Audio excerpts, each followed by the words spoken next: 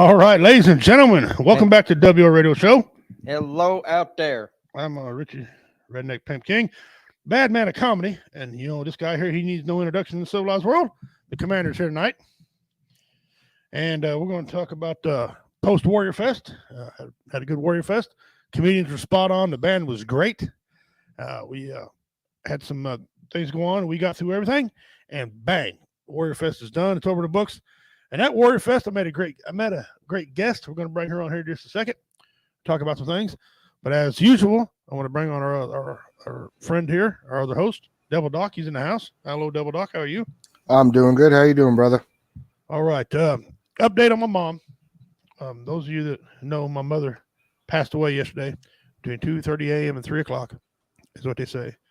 So we're in the process of taking care of things. There's a visitation tomorrow, one funeral Thursday, and then a celebration of life on Saturday. So we're going to get that done, take it out of the way, and start another chapter. So I appreciate all the warm thoughts and everything. You always kept my mom and all of us in your prayers. I felt it. Thank you all very much. I'm going to go as long as I can tonight. So if we say we're getting ready to end it, we're going to do it. Nothing against nobody. Just, I wasn't going to do a show tonight, but I promised this lady she can come on here and tell you what she does. There's a very important reason she's here. A very important thing that she does. But before that, let's get to my rant here. I always do. My wife was looking for an animal, okay, on Facebook on a site that's dedicated to finding animals. She sends a message, 24-hour ban.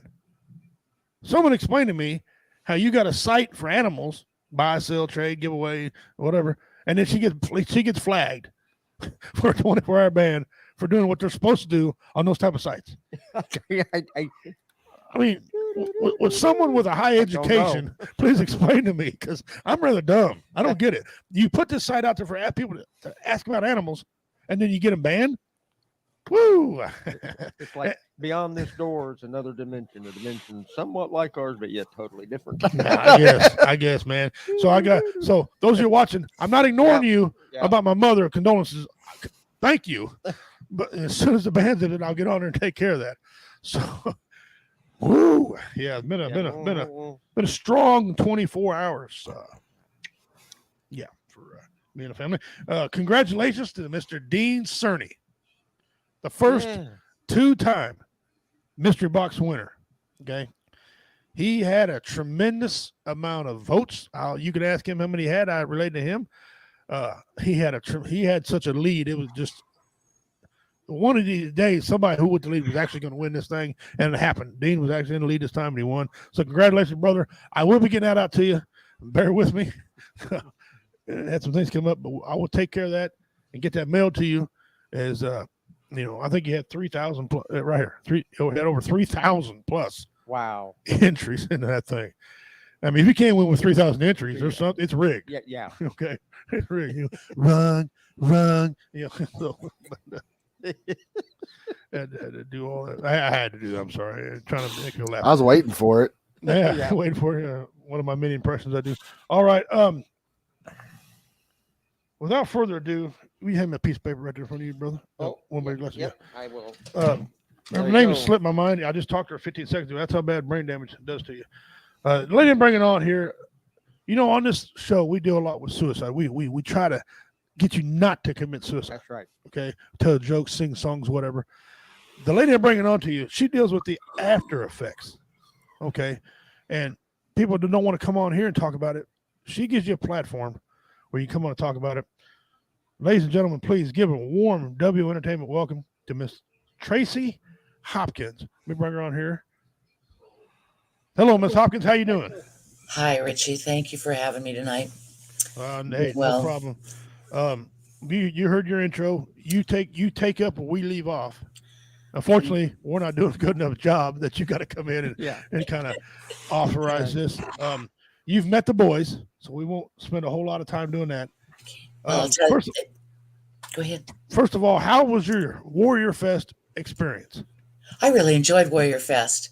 It was I love the comedians. We needed a bigger crowd. Okay. We did. I laughed when others didn't, but that could have been the age. You know, I got some of the jokes that others didn't. The band Yeah. was phenomenal. The One band day, was one day, phenomenal. she sings They like were an angel. really, yeah, she She is. does.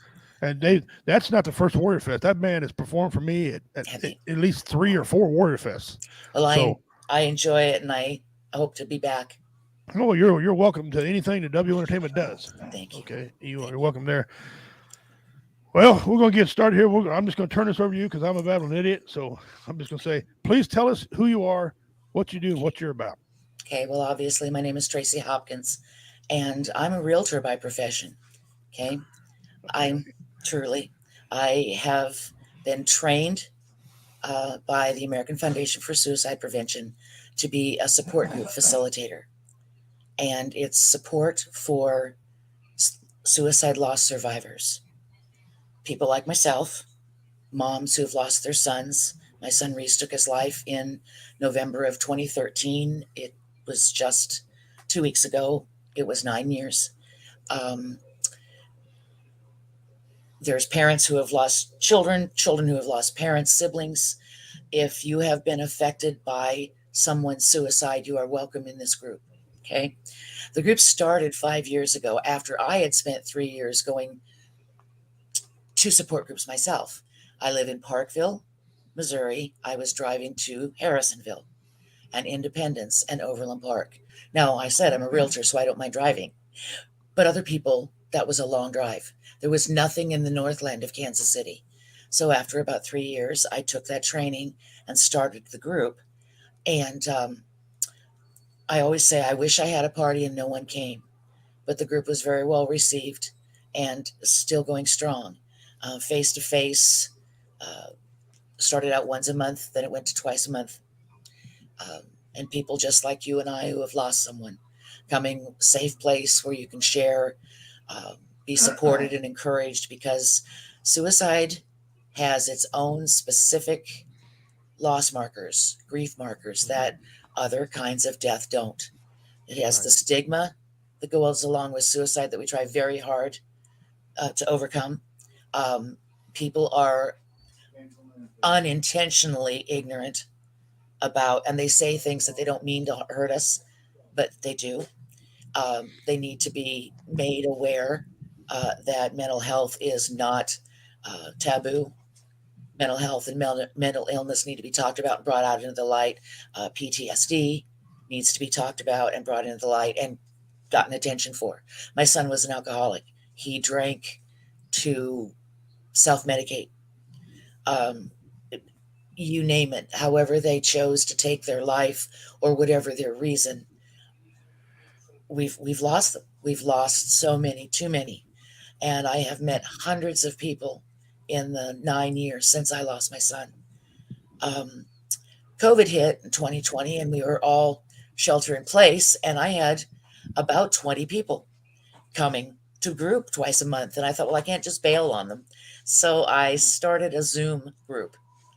And when I put it on the AFSP's website, advertising that it was available, it went nationwide. And I now have people from all over the country who call in on Zoom every week, just like we're doing here. New England, New Mexico, Florida, San Diego, Washington State, North Dakota, you name it, just about. And I have had someone from that state, or do now. We roughly have, and we don't have them all the time, but I have about 90 people who are considered members of the group. New ones coming. And not, you don't stay forever.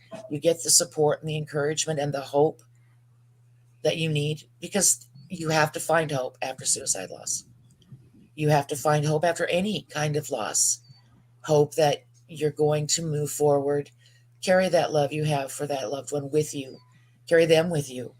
And you won't forget, but you get through that real hard pain. And if anyone out there has ever lost someone to suicide, that specific loss, you know what I'm talking about.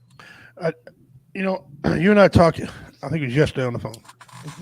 And I don't want to use the wrong terminology here because I'm not trying to, but I've been involved in a lot of suicide. And I don't say that wrong. I explain it to you what I mean. Right. I've been around a lot of it. Let's put it that way. Uh-huh. it started. One of the first times I heard of suicide was I was in junior high school, and I never told this to the viewers. I'm gonna tell today. I had a friend named John Digrenese. I don't know how to spell the last name, so don't ask me.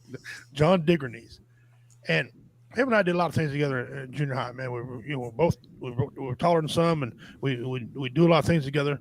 We both like to be athletic, and we planned on doing a lot of things. And he had a girlfriend that was on off. One day he didn't come to school. I think something's wrong. This guy's never sick. He was like me. We went to school regardless. And then the principal come down and got us all together and brought a grief counselor down. We didn't know what that was about until he said that his mom found him hanging in the laundry. And one of his suicide notes was he couldn't go on without his girlfriend. Okay.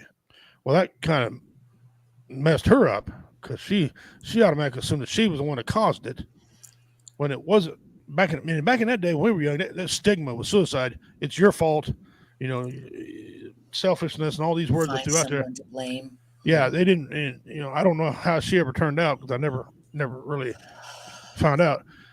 So that happened to me. And then I've seen it a lot in the service. And we had a gentleman on here, but we saved his life. I don't know if I told you about that. Well, a guy named Stan.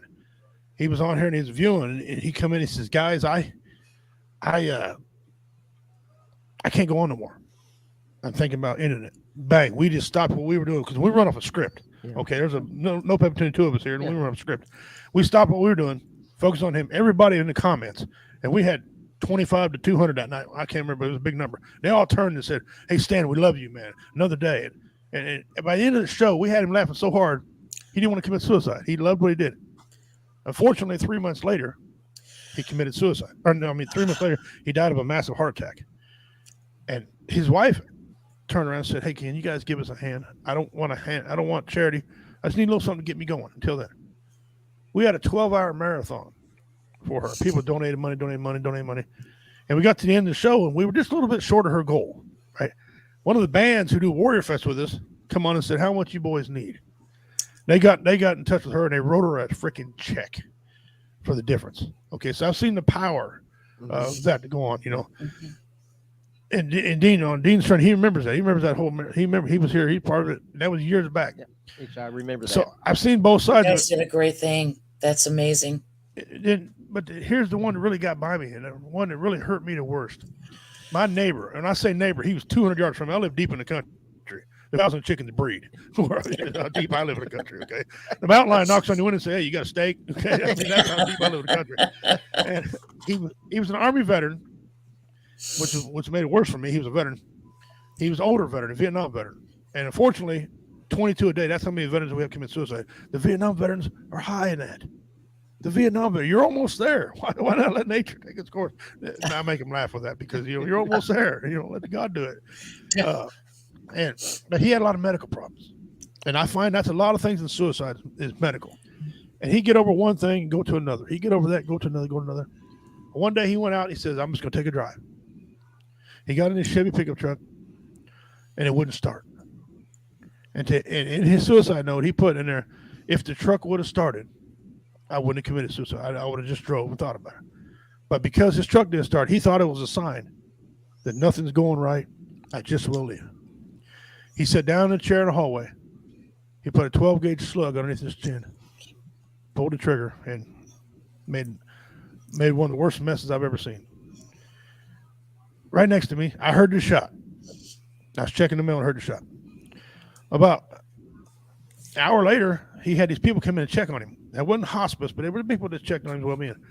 They drove by. They drove a gray Jeep Cherokee. I remember like it happened yesterday. About 10 minutes later, I seen him drive by. He was driving like this. She was sitting there facing him with her hands, and she was just frantically, like she was panicking. He was kind of a butthead, so I figured, okay, maybe he pissed her off. That was usually Johnny's deal. 3 hours later, we were in St. Joe, Missouri, which is about an hour from where this happened at. My neighbor called me. He said, "Hey, brother, the sheriff's going to be up by your house." I'm thinking, well, what did my two sons do? They were kind of hooliganish, I said, well, are they ramping around on the motorcycle or are they acting like fools? He said, "No, they found Johnny, blew his head off." I go, wow. Right next to me, a veteran I never knew. And that still bothers me because I'm in the business of helping people. I couldn't tell him a joke. I couldn't sing him a song. You don't want to hear me sing, but I would have tried to sing. I'd have brought somebody to help him. I could have brought in friends. We could have. He's a veteran. We could have brought him on here and had some talents. He has such great talent in woodworking. He built the cabinets for the White House during the Carter administration. Those cabinets were his. He built them right out where I live at. They came from right there. That's how great a talent this man had. You know, so it doesn't matter if you're rich, poor, stupid, or smart. It doesn't matter. This is a damn pandemic. Does not discriminate. The hell That's with right. Corona. That's right. This suicide amongst veterans, amongst anybody. Hell, our teens are 12 a day. Yeah, It's in the 12. top. Yep, it's in the top 10. And they say it's coming up to almost going to be 13 a day. Teens.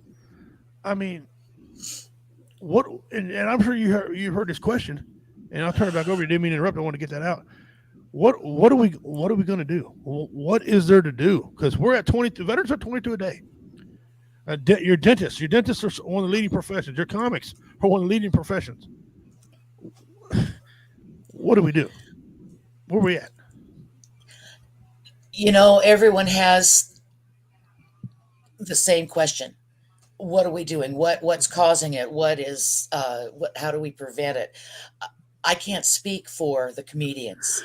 I can't speak for, the dentists. I know what the organization I'm involved with does, and that is raise awareness to bring suicide out of the darkness, okay, to make it something that's talked about over the dinner table. You tell your teenage kid, it's okay if you don't feel okay, but you need to tell someone. To educate yourself and educate your friends and family members and everyone that you know to recognize the signs. Don't wait for someone to say, I'm thinking about taking my life. If you notice that they're not eating right or not sleeping well, or they just look off or aren't talking, take control of that conversation and just say, buddy, and I know, guys, I know it's hard as men to do that. Yeah. But taking that step, seizing that awkward moment could make the difference. For that man, that stand to say, I'm ready to die was huge. He wanted to live. He wanted you to help him. Okay.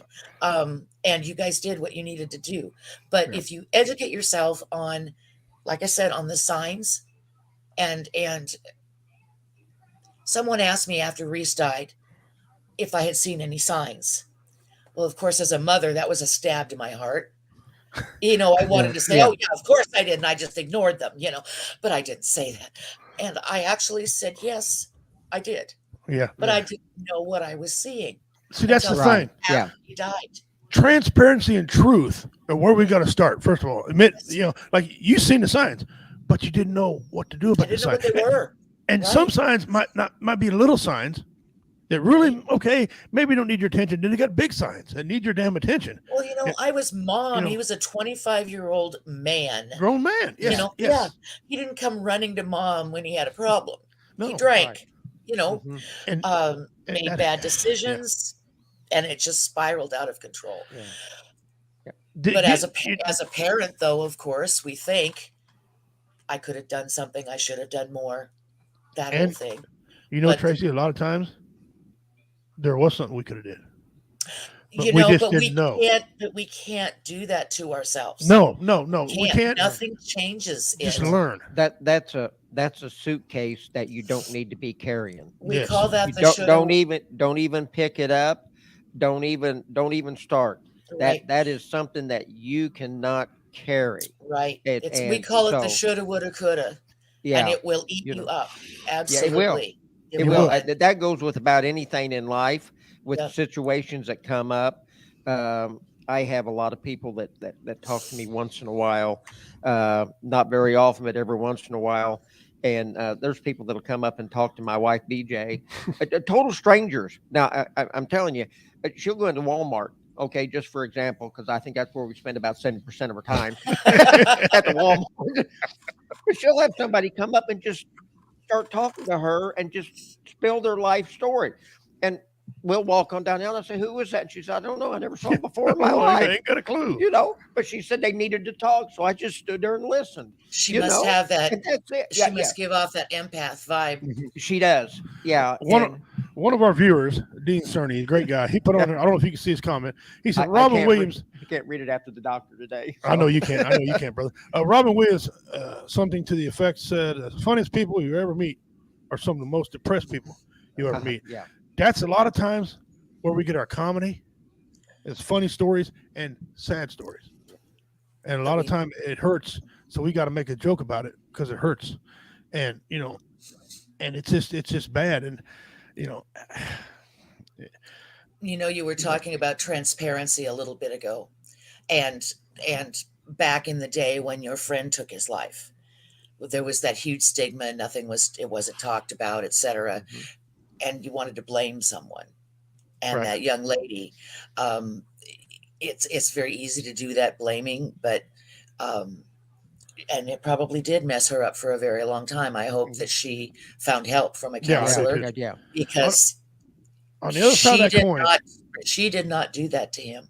No, she didn't. She didn't hold the gun or hold the rope or whatever the case may be. Yeah. And a lot of times our loved ones do not tell us how sick they are. They don't tell us how sad they are until they're to a point that they can't. I think it has a lot to do that they don't want to be a burden. And they don't want to be a burden. And they are. Yeah. Yeah, and they think that they are, and they're trying to spare the family's feelings and emotions and all that, and undue stress, and but it's just the opposite of that. But they're not wired in that direction. Right. Yeah, that's it. That instinct to protect the ones that I love. I don't want to burden them with what I'm going through and dealing with, and so they keep it bottled up. Right. On the family end. And I'm going to be transparent. I'm kind of guilty of this myself. I'm on the fence. I'm on two sides about the suicide thing. One, I don't want you to do it. I'll do everything I can not to get you to do it. Unfortunately, on the other side of it, when it happens, I'm not very happy with the person. Yeah. I've made comments. I made comments like, this person's weak, because you're selfish because you hurt your family. And I have made those comments, and I'm truthful with it. I've made those comments. Whether I should or I shouldn't, it's a different matter. It hurts their somebody's committed suicide, and I've had to learn this over the years. It's not always their choice. It's their mentality. It's not mentality. It's the sickness they go through, right. And it's just like, would you apologize for being diabetic? No. And so, but I've been transparent. I have made the comment. The guy's weak, and he ruined his family. I did that with my neighbor, because I've seen it affect his sons without a dad. All the neighbor guys out there in the country, we kind of took them under our wing. We kind of showed them how to hunt. We kind of showed them these things that their dad would have did, Mm-hmm. So I have made a comment like that. And I told you that for a reason, because there's a lot of families who get poked at. Well, why did your son do that for? What kind of leadership, what kind of mother or father you to allow your son or your daughter to do that? And that's not what happened. That's not, you didn't teach your kids to do it. And that's not helpful. At all.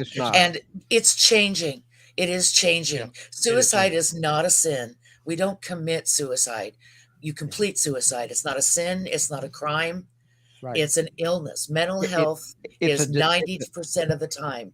It's a mental disease that hasn't happened yet. Right. And it's 90% of the time it has a mental health illness basis. Yeah.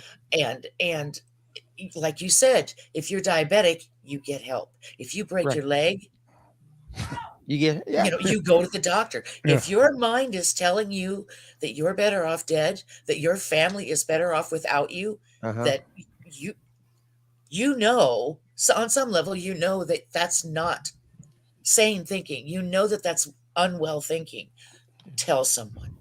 Tell someone and get help, because you have children and grandchildren or parents who will never be the same. Right. Spouses, And it hurts me. It's not hurting you. Suicide is not hurting you. It's hurting your family. You're already gone. They don't want to die. No, they don't. They want their pain to end. Yeah, that's a very good point. That's I have, exactly what it is. They want that pain to end. And they're not selfish. They're not thinking. They're so dark. yeah. They're in such a deep, dark place that all they want to do is stop it. Yeah. They're not thinking about who they're hurting. They think we're going to be better off. Yeah, And see- exactly. And Yeah. And if they do- imagine putting a gun under your chin Yeah. and Mhm. overriding your self-preservation instinct. Mm-hmm. That's because not we all have. yes, that's not cowardly. That's not weak. Yeah. Kyle, which our host right there, I'm gonna let him explain this here. He's dealing, I think, with stage 4 lung cancer. Okay, and Kyle, tell us about the mind frame you were in when you got that diagnosis and what you thought. Would you do that first, sir? You don't mind talking about it, do you? No. Okay. When I was first diagnosed back in February, I had been misdiagnosed twice before. And I started having these feelings pop back in my head that, oh, great. The VA told me something else. This is great. This will be phenomenal. And I had just started talking with my now wife. Okay. And when this happened, I'm like, well, who the hell's going to want to date somebody going through cancer? I mean, why would I put somebody through that? And this wasn't the first time I had thought about taking my life. The first time was when I lost my second wife during childbirth. Oh, Um, so sorry. I haven't told many people this, so except maybe Minnie and Tim. And I drank 5 bottles of whiskey and was going to set myself on fire so I could be with her. Wow. Wow. So You're lucky you didn't die of alcohol poisoning. I was trying to meet her somewhere or another, Yeah, and there was a reason you lived. I'm seeing that now. But At the time, you don't. You Yeah. don't, do you? And you know, the organizations like AFSP and the suicide awareness organizations get our information about how our loved ones feel, the loved ones who complete, from people like you, attempt survivors who tell their stories. And I'm so glad you're here, Kyle. I'm sorry too. you're going Yeah. through your illness, but I'm so glad that you're here and that you didn't complete, because your life matters. Yeah. Obviously. Yeah, Yeah, we got a saying on here. We got a saying on here. A couple of things. One, everybody has value. You are not worthless. Because we hear a lot of vets who go to commit suicide say, "I'm useless. I'm Right. going Yeah, I'm Right. a burden. I'm a burden. I'm useless. I don't have any value." And that starts leading down the path. So we tell them to have value. But we also say, and you know, I say it, so I'll take the blame for it. I always say on here, except a child molester. Child molesters have no value. Okay. You know, We don't. my husband and I were just talking about that on the And- way to Warrior Fest the other night. You know, and since I was molested, I have the right to say they don't have no value. So if they want to commit a suicide, do me a freaking favor, you punk. But Yeah. other than that, okay, we all have value. You know, someone loves you somewhere. Somebody's got a skill or needs a skill that you have that someone else don't have. I got the ability from the Great Spirit to make people laugh. Okay, he didn't give me the ability to sing because he knew what he was doing. Because I've been arrested for impersonating a singer. Okay, I didn't do a hard time. I'm terrible, and it's weird. I can do so many voices impressions, but I can't impersonate a singer. I can't. Okay, so You got Kyle laughing. well, Kyle's heard me do some of my impressions. I can rattle them off. You left He- early. You left at he- Warrior Fest.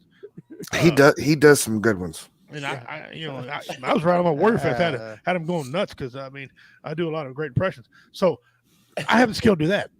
I don't know. I can't in my head do mathematical sums. In fact, I'm a mathematical idiot. Okay, on here, the fact that you're even on screen is a credit to other people teaching me. 'Cause I'm computer stupid. I'm just dumb.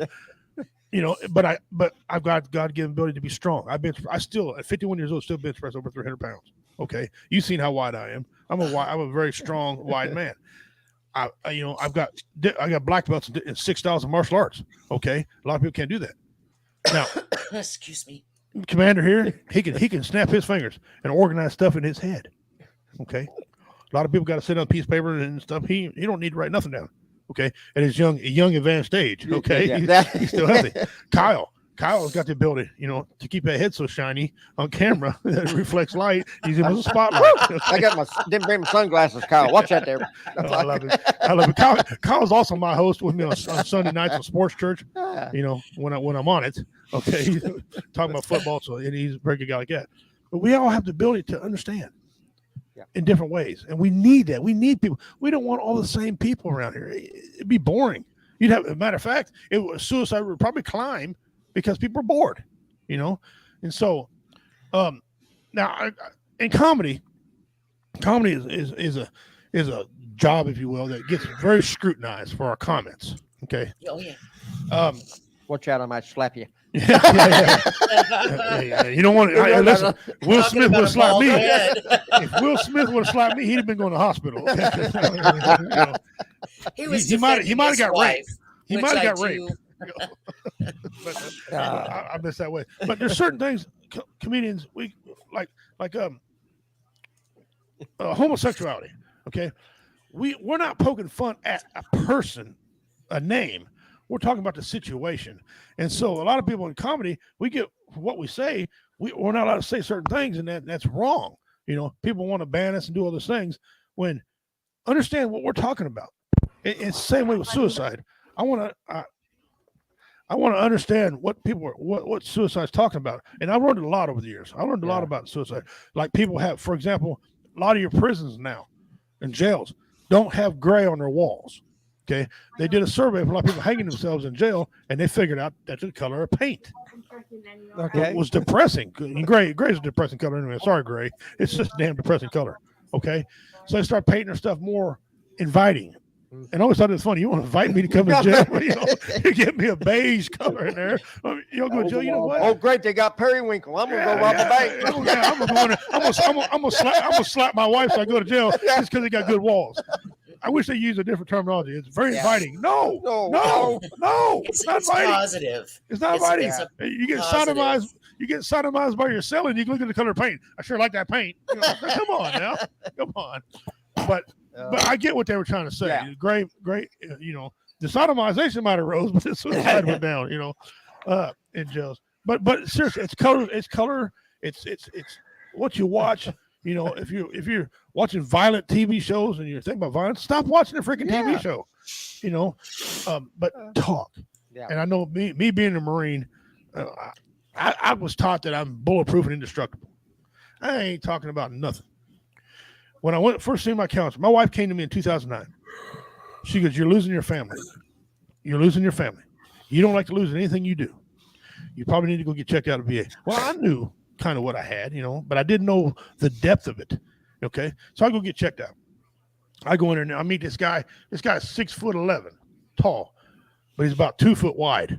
Okay, he looks like a lurch, but he's got a great sense of humor. Okay, his name is Dr. DeMark. Great sense of humor guy. He just damn. Okay, he could hide behind a light pole. You couldn't see him playing hide and seek. Greatest hide in the world, right? Greatest hide in the world, right? So he'd go hide behind a light pole, but he knew. Yeah. The first time I come in here, when he opened the door, he walked in first instead of let me walk in because I didn't want him behind me. He knew how to treat a person, right? And so I go in there, I sit down with him, and he put his hand on my hand. He said, "Do you feel like committing suicide?" I said, "No, I feel like killing other people." So he snatched his hand back off my hand. Okay, switched packets.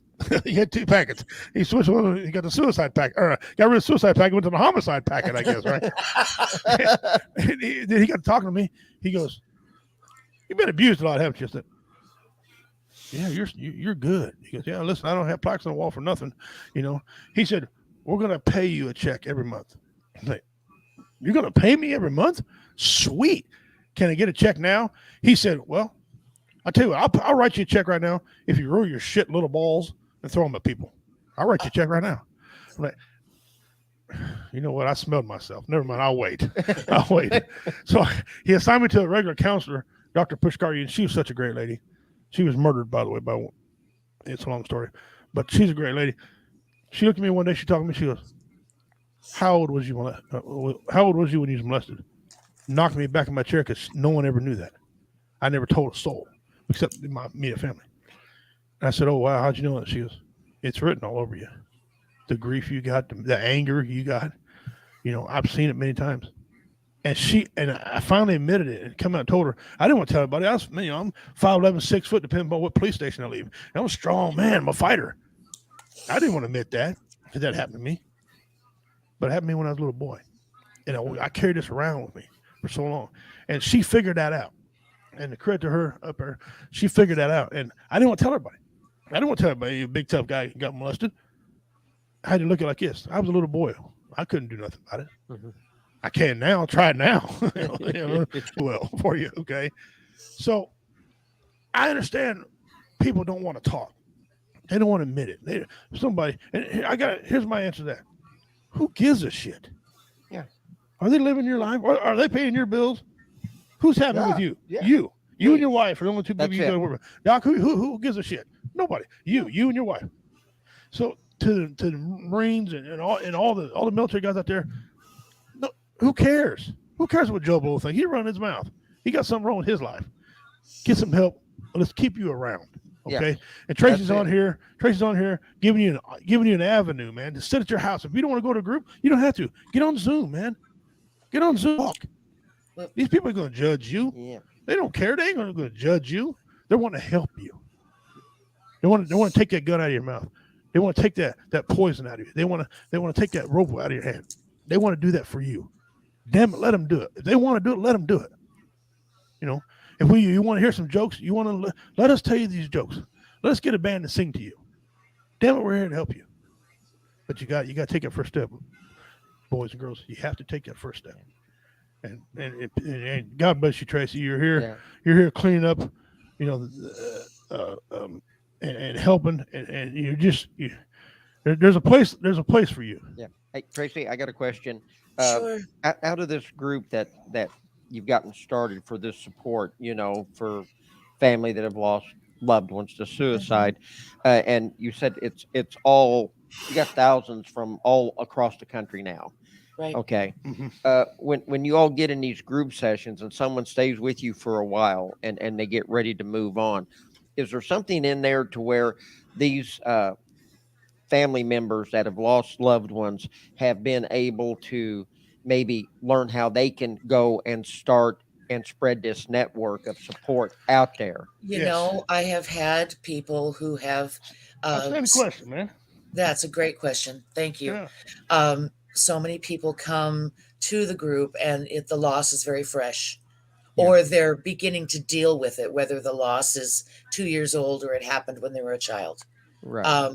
But they're starting to deal with it. And when they're ready to move on, they have asked me, I would like to do this in my community. How do we go about doing it? And I do send them to the AFSP, the American Foundation for Suicide Prevention. That's where I was trained. Okay. I don't know of other training, but being a facilitator is not a counselor.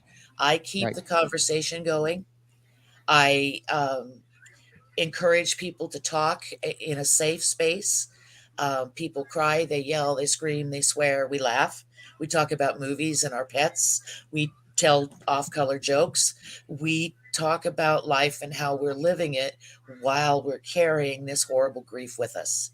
I like that, because a lot of times when people are carrying grief with them and they go to talk to somebody, and I'm glad you and this organization exist, because a lot of times when someone is really grieving very deeply and they go and they talk to someone that they think they can talk to, they run into this situation to where whoever they're talking to and trying to vent to tries to fix their problem for them. And there's no fixing that. All they want is just someone to vent on, and all they need is just someone to have an ear so that they can vent into it, but not to have somebody turn around and try and fix their situation, because it's not fixable. It's only something that they can do themselves. Well, and we have to work through it. We have to deal with it somehow. We have to learn how to live with the loss. And with the suicide loss, it's so specific. Only it seems like only someone who's lost someone to suicide gets you. Right. And Um, I'm very fortunate in my family that well, I'll say it this way. I'm not aware of anyone in my mom or dad's side of the family or in my immediate family that has we've lost anybody to suicide. died by suicide. But I do know that losing someone to suicide is so much more deeper and harder to deal with than it is. I mean, all death is difficult, natural or by an accident or whatever, but it seems like it affects the dynamics of the family deeper when it's a suicide. And I hear so many people a lot of times say, well, how could anybody be that selfish? How could somebody do that to people that they claim they love? And my response always is, I said, what a shame it is to be in a situation in your life to where you think that's the only out that you have. Thank you. That's That's that's the pastor that's talking in me. okay. You know what I'm saying? That's very good. That's To what needs be to be in shared. that place in your life that you feel like that's the only outlet you have Right. has got to be one of the loneliest places in the world. Exactly. And how can anybody say any comments on anything and be Pe- judgmental like that in a situation like that? That is wrong on so many levels you can't even count them as far as I'm concerned. Well, people are getting better, and we are getting the word out on many levels. Mental health Yes. organizations are as Yeah. well, and we advocate at the national, at the state, and the local government levels. We advocate. We go to the the not the White House, but the Congress, and we talk to them about getting legislation passed. Right now, it's about getting education for teachers when they have to do their continuing education, Yes. teaching them what to look for and how to help a child in their class if they're feeling suicidal or feeling Exactly. getting help that way. So Yep. Yeah. the when we changed the 988, that was directly from lobbying and the advocating that the suicide awareness organizations Yeah. did. Yep. Okay. And we've been spreading that 98 around all over. I know all the Fantastic. veteran website. I deal with three of them. BV Nation out of Oregon, VRS. I think they're based out of Ohio, and then us on here. We're all the time talking about 988. We tell the veterans, look, if you can't get a hold of veteran things, VA or anything like that, 988, brothers, 988. Right. Call it. Whatever tool, and we like these tools. We collect these tools that we get, bet. and we pass them out. One of the things the VA is doing right now, and they're getting a whole lot better, Yeah. and they've really gotten better over the past few years, Yeah. and I hope it's so. getting better now Okay. because of the mental illness and with so many veterans committing suicide. Mhm. That if you call the automated line to check on an appointment or get a prescription refilled, that's the first thing that's on there that they talk about immediately. Give a Mhm. phone number, call here, call this. If you're thinking about it, you can go to this number right now immediately. We will connect you to a hotline and you can talk to somebody. So the awareness of this is really picking up momentum. Yes. The So VA has always had the awareness of it, but but action. they're only as able to do what they're able to fund. Right. Right. Exactly. When Well, and budget another cuts cut the VA, they can't do the things that they need to do when they don't have the money. But Right. I'm glad to hear that they have progressed to Well, that. what they're doing now is they have what they call community care. Yes. To Uh-huh. lighten the overload into the VA system. Right. Because I'm on community care myself now Yeah. for other medical reasons. Yeah. And so now they can get you put out to community care Mhm. and get you into the civilian sector. And this is all to lighten their caseload. And the fact is, there's so many veterans that they're just flat overwhelmed with the caseload that they've got going. So this has really helped out the veterans a lot, being able to seek outside help outside the VA. Right. And nothing about the VA. The negative part of it was though, VA got where they were just cookie cutter. They just Yeah. you know, we exist. Assembly line. Yeah, we Assembly exist because we're outside the box. Yeah. Okay. They had two choices for a long time VA. Throw a medicine at you and call a number. That's all they would do. So we exist, and BB Nation and VRS exist because we do comedy. We do bands. We talk to somebody. We have a kinship with a veteran. Okay. A lot of veterans want to talk to another veteran who knows what's going on. A lot of times when you call that number, it usually was a civilian and they didn't understand the plight of the veteran. Okay. So they changed that now. They got veterans answering the phone talking to other veterans. And that's great. So VA was lagging behind for a long time, and now they're starting to catch up. And that made our lives easier also, because now, you know, they understand that, well, listen, W Entertainment has a show. Maybe you want to watch a couple of the podcasts, us or Roy. Roy has a show on our network. And he's one of the comedians, the black comedian you've seen.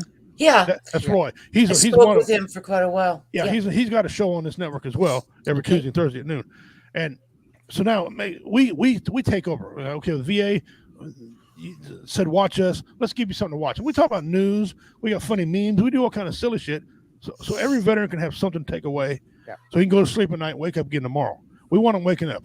And you're on here. You don't deal with veterans. You deal with everybody. I deal with anyone. You got a big plate, that you're trying to serve. And damn it. And we appreciate you. Yeah. The family and friends of those who have passed is who I deal with. And my wife loved you at Warrior Fest. She thought you was a distinguished hell of a woman. Okay. Oh, really? For what you're doing. And so my family appreciates you a lot.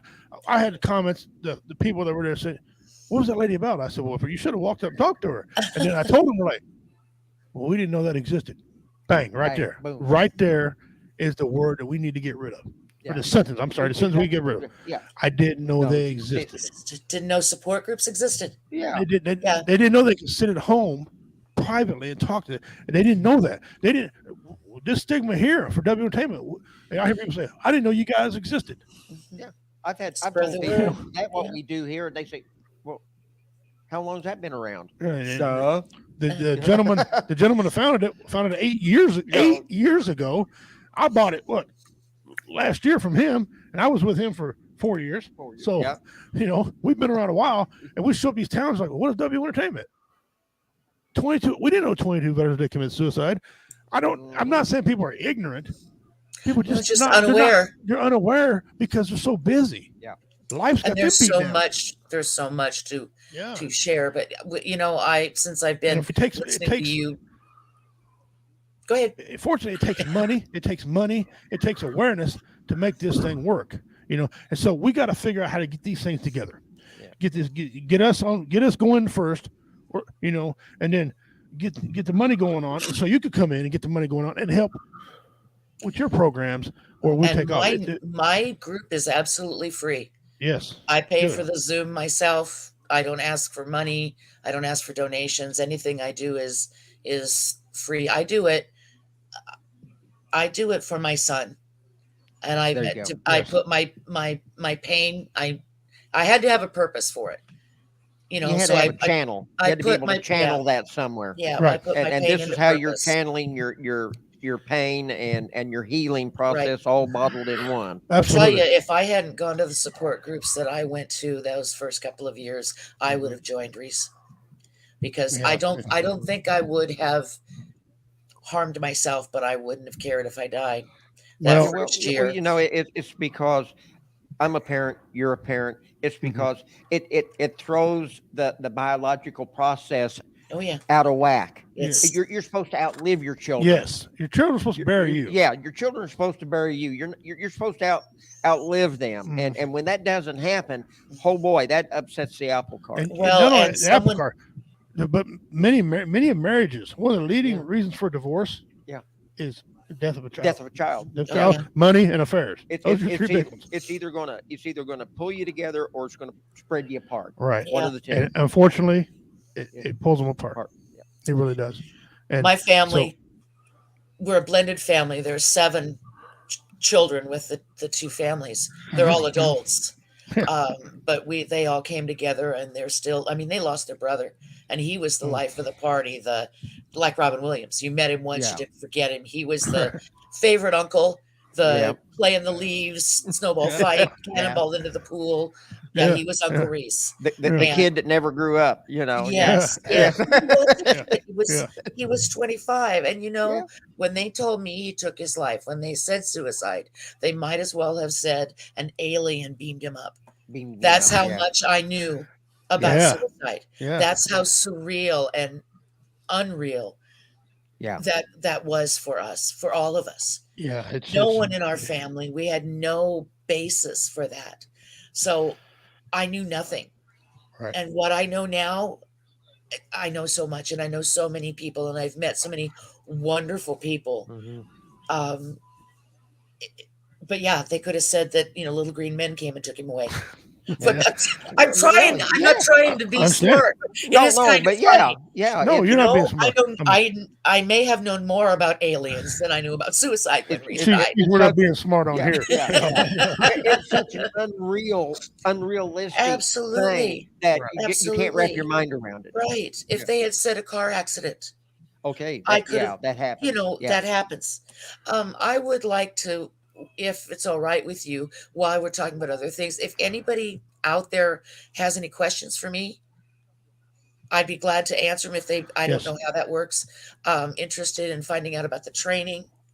Leading cause of divorce is marriage. That's Dean Cerny. He's one of our guys. If you're just tuning in, we're here with Tracy Hopkins.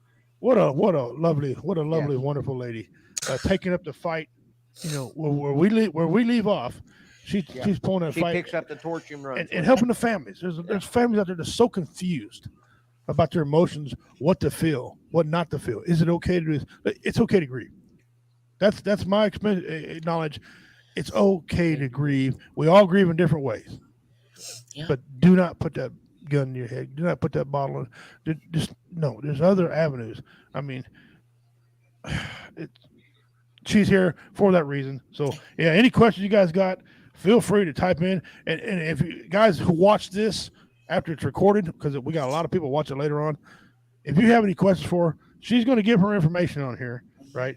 And if you don't mind, I'll give your phone number to them if you don't mind. Absolutely. My email address and everything. Her phone number is 816-803-3772.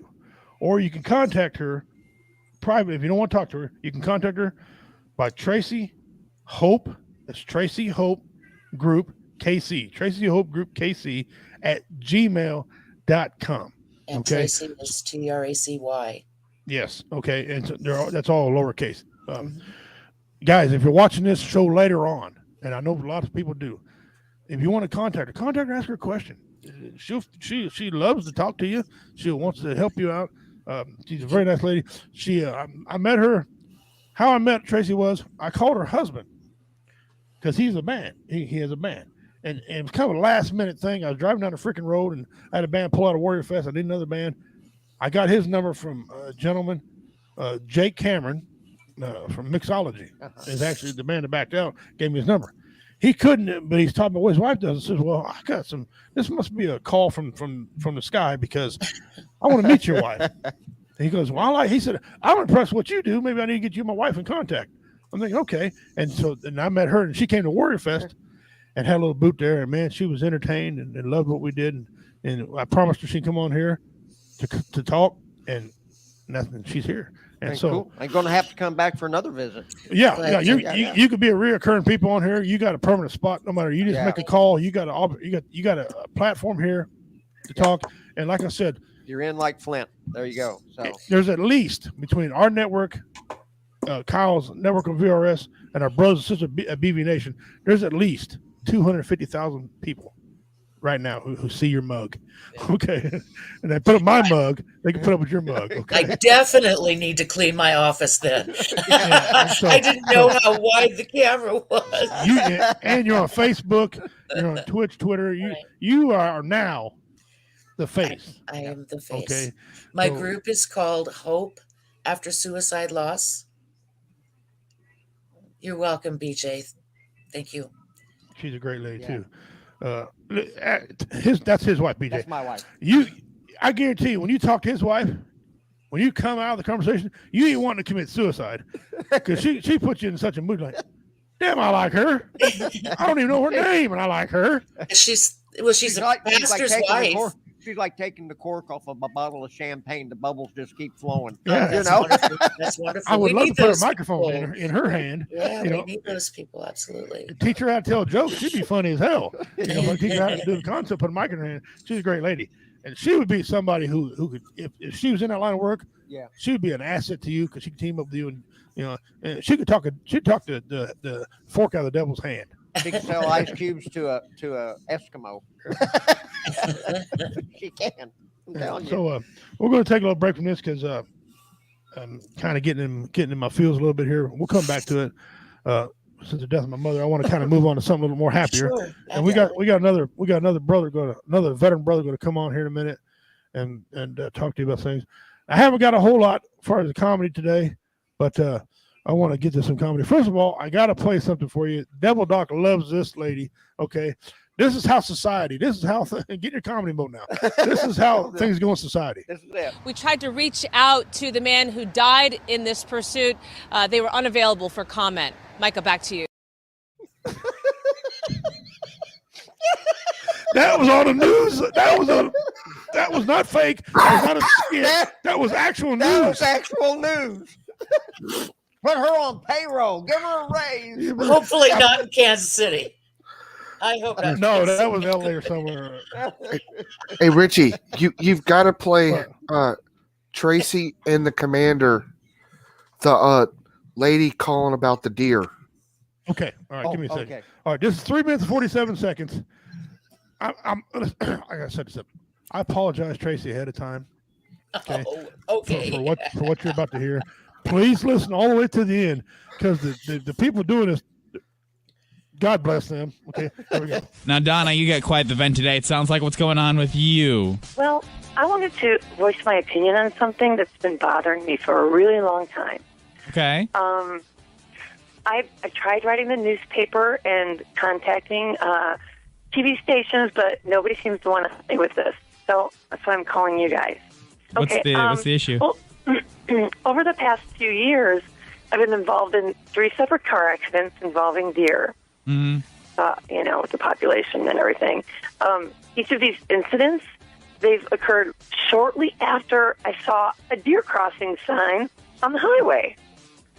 Well, my frustration is that Minnesota and North Dakota Departments of Transportation would allow these deer crossings to be in such high traffic areas. I mean, I've even seen them on the interstate. Why are we encouraging deer to cross at the interstate? Like a deer can I don't read. get it. That's such a high traffic area. I mean, I understand that deer are wild animals and they need to travel across the streets occasionally to survive. And, of course, to find food. But it seems to me that so irresponsible of us to allow these deer crossings to be in areas where these deer are so likely to be struck by oncoming traffic. Wouldn't you agree? I mean, He's confused. I mean, you think they would put deer crossings maybe, in, smaller towns, maybe during at a school crossing. It would be a safer place for them to cross. Wait. Put the deer crossing sign. Deer crossings aren't telling deer that it's safe to cross there. It's just more of like an alert for drivers so they know it's like a high deer population. The government put the deer crossings there. They can direct the deer population anywhere they want to by moving that deer crossing sign. I mean, why in the world would they place it on the highway or the interstate? I mean, God, there are so many other places I can think of than putting the deer crossing signs on busy highways and interstate. You seem to be under the misunderstanding that the deer are somehow attracted to the deer crossing sign. Well, yeah, the deer crossing sign is there to allow the deer to know that's where they need to cross. No. Right. No. And all these car accidents you had involved a deer after you'd saw a deer crossing sign. Exactly. She's I mean, pulling a prank. I'm trying to watch out for the deer, but speed limit's 55, 65. How am I supposed to, you can't brake really quick if if the deer just is crossing in that deer crossing area. So you'd like to see these signs move somewhere safer? Right. If we can move them, like, Now the woman tried. don't put deer crossing signs on the interstate or freeways. Put them in lower traffic areas. Somewhere where the speed limit, a lot slower. Maybe small towns. I don't know. I think school crossings is a good idea. Well, listen, we will. You say you've tried to contact quite a few people about this. Right. Yeah. I wrote like at least 3 or 4 letters, and we will spread the word. Okay, we will try to kind of help you raise some awareness for this issue. Okay. Oh, thank you. We need to move those deer crossing signs. We appreciate your comment this morning. All right. Thanks. Bye.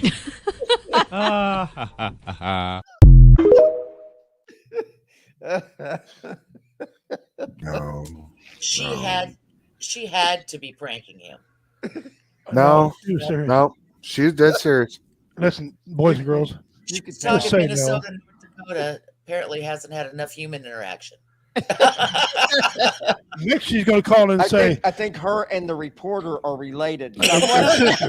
they're sisters. We tried to reach out to the man who died in this pursuit. They were unavailable for comment. Micah, back to you. That Next says you're gonna tell me- Anaheim. Yeah, California. Yeah. Next, they're going to tell me that deer don't eat banana because they ain't got thumbs. Yeah. They can't peel them. So we need to get prosthetic thumbs so they can peel banana. These are people that.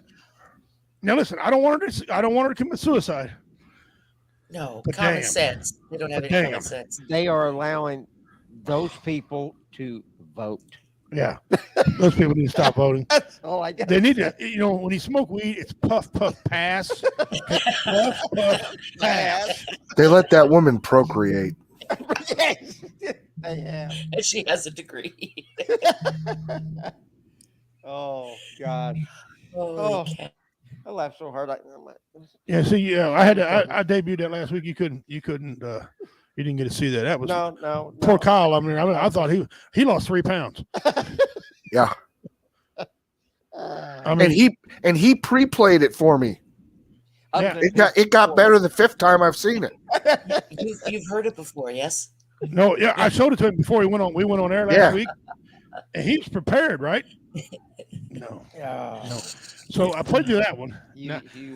I got to play you this one here. You can't prepare for that. This is another 3-minute video. This guy gets a ticket and he flips plumb out. He loses his ever-loving mind. If this had been me, I'd have had the SWAT team come in and arrest my ass. Okay, so and forgive me for the language ahead of time. Okay, there's adult language, but you know what? Here.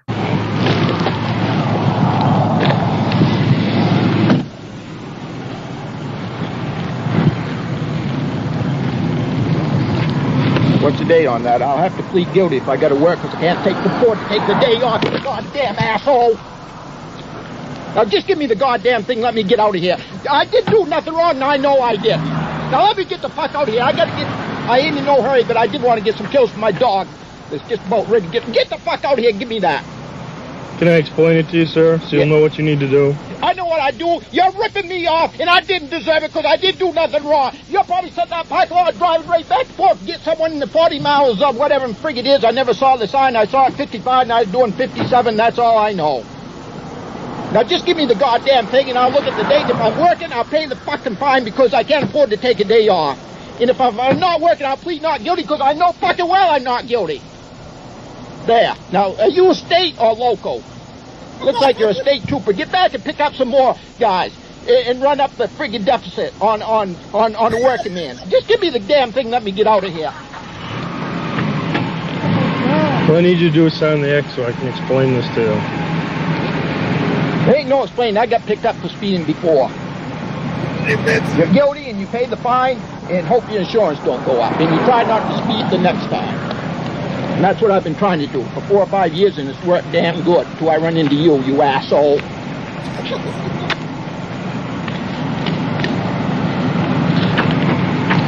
Green copy's for your record, sir. I don't... All right. White copy needs to be mailed in within 20 days. Okay. Make sure you read the... I can't read, and I put this stuff away. I get bills in the mail all the time. I don't even look at it. $7 glasses here. All right, just tell me what I do. Lincoln Court? No. Where? Read the instructions here. This says you have 20 days to respond to this summons. Read the back of this hard copy. This will explain how you can have a trial if you want one. On the back, that'll explain it. Attaches an envelope. See? Put a stamp on that, you mail that in. They'll tell you what to do. I can afford the stamp. The fine's right here, sir. It's $137.50. You're fucking crazy! I get it! You're fucking crazy! My wife took money out of her goddamn account where she's working to pay my fucking insurance so I wouldn't get picked up. You're fucking crazy! If you don't pick this up, sir, I'm going to summon you for littering. I'll pick the goddamn 100. Are you fucking crazy? I wasn't even speeding, you goddamn asshole! $100 and some dollars? Jesus fucking Christ! There's some more right there. Oh, I've never heard of a fine like that in my life, you god!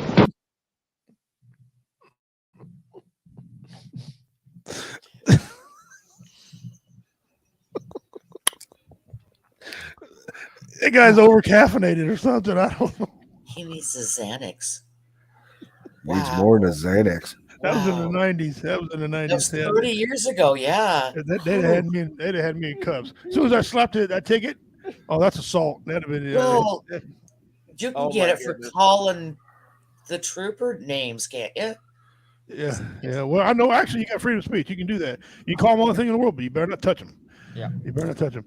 All right, take a break from that. One thing I started doing here. You ever wonder what celebrities look like mixed? You know, like I've been waiting for this. Oh, boy. I got two, and then I got a hero of the day. Okay, I'm just gonna put it up here. I can't even explain this one. Dolly Parton and a Dalai Lama. Oh dear God. Dolly Parton.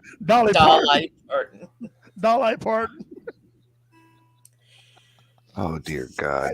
Wrong. We're going to hell in a handbasket My really mom's quick. right now going to slap me in the back of the freaking head. She's like, I didn't know he did this. I'm sorry. Let me handle this. You're going to Wow. Yeah. When he gets up here. All right. Oh, this one's. Sorry about that. Jay-Z and Ice-T. Oh God. Oh man. That's no. That's not much of an improvement. Just gave more hair. Yeah. Trying to do the Medusa thing there. Yeah. No. Sorry, Ice-T. Yeah. I love you in Law and Order, though. Yeah, you're great in that. Okay, here. This is a different segment. I don't normally do this one, but this is a real hero. Some heroes don't wear capes. Not all heroes wear capes. Wisconsin man throws a beer bottle at a bartender when she changes Black Sabbath to Christmas music. You don't want to hear no Christmas music at a certain time. All I got to say about that is, bravo! Good, sir. That Christmas music should. I'm sick and tired of having Christmas before Halloween. Knock that bullshit off. That is like blasphemy. Do you still have the Mariah Carey, Mike Myers one? No. I got laughed so hard I erased something out of there. But I got this. We tried to reach out to the man who died in this pursuit. They were unavailable for comment. Micah, back to you. Tracy loves that too. I never get tired of that one. No, that's just awesome because it's real. I mean, it actually happened. You're like, the hell she say? And you rewind it. That and the deer cross. You can't make that up. No, you can't. You can't. Even Nobody hear is that what good she a was writer. saying. Nobody's that damn dumb. You big dummy. You big dummy. You big dummy. You big dummy. Yeah. Whew. Wow. Here's one of my best. Here's a scene from one of my best movies that makes me laugh. I'm gonna double scene you right here. You see if you can name this movie. So, baby, how we doing now? We made about 200. 200? Your girl's been back there all night. How they only make $200? You kissed my ass quick. I don't never say nothing to you when the crap table and the bar come up short. Because the bar and the crap table never come up short, just the girls. Now, calm down, Vera. Kiss my ass, sugar. I want to know what it is Quick is trying to say. I ain't trying to say shit. You in charge of the girls, right? I am in charge of the girls. Are you in charge of the girls? I am in charge of the girls. Okay, the girls are always coming up short. All right, let's get the shit out in the open. The girls are always coming up short. Even when the place is packed, the girls come up short. Now, either you or them got a problem with their arithmetic. Are you saying I'm stealing? Man, just say you stealing beer. Now come on over here and sit down and shut the fuck up. You shut the fuck up, Benny. I would tell you to kiss my ass too, but you probably can't find it, you blind motherfucker. Fuck you, bitch. All right, and this is the aftermath of that. What the fuck is wrong with you? Ain't nothing wrong with me. What the fuck is wrong with you? You done accused me of stealing. The only thing I'm stealing out here today is your face. You out of your fucking mind? Yeah. That's what I'm talking about. Come on, sucker. Let's get it on. Oh, you want to fight? You want to fight? Well, then come on, goddammit. You been fucking me since I'm gonna beat the shit out of your old ass in this motherfucker, too. Yeah. You punch people in their eyes, right? Right? Bitch. That all you got? Yeah, you didn't think it was gonna be like that, right? And now I'm gonna blast your motherfucking nuts. Nigga, you hit like a bitch. Oh, you're a little slower than you thought, ain't you, huh? Yeah. I punch like a bitch, huh? Okay. I punch like a bitch? You'll say goodnight to this bitch right now.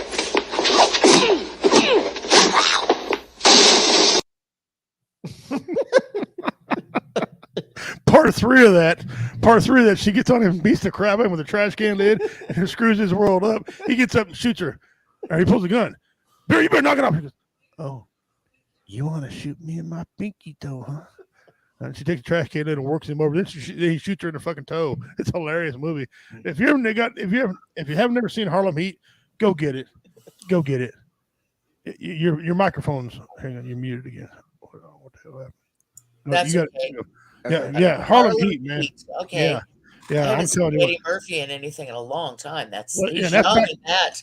Well, really young. not only is he in it, but Richard Pryor is in it. I He's know. like the leader. Red Fox. Fox. You know, Red Fox. Yeah, Red Fox is in it. Yeah. And So, who is the woman? Della Reese. Della Reese. Yeah, she That's played right. also on Touched by an angel. That's what Angel. Yeah. Matter of fact, when Red Fox died, this TV series, his new TV series, he did, that was his on-screen wife.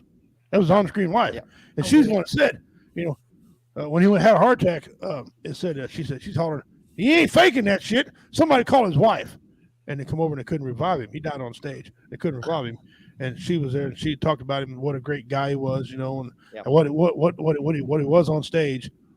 Was not what it was in real life, and what a great guy, from St. Louis, Missouri. Guys, I want to welcome in a good friend of ours, a veteran, one of the founders and owners of VRS.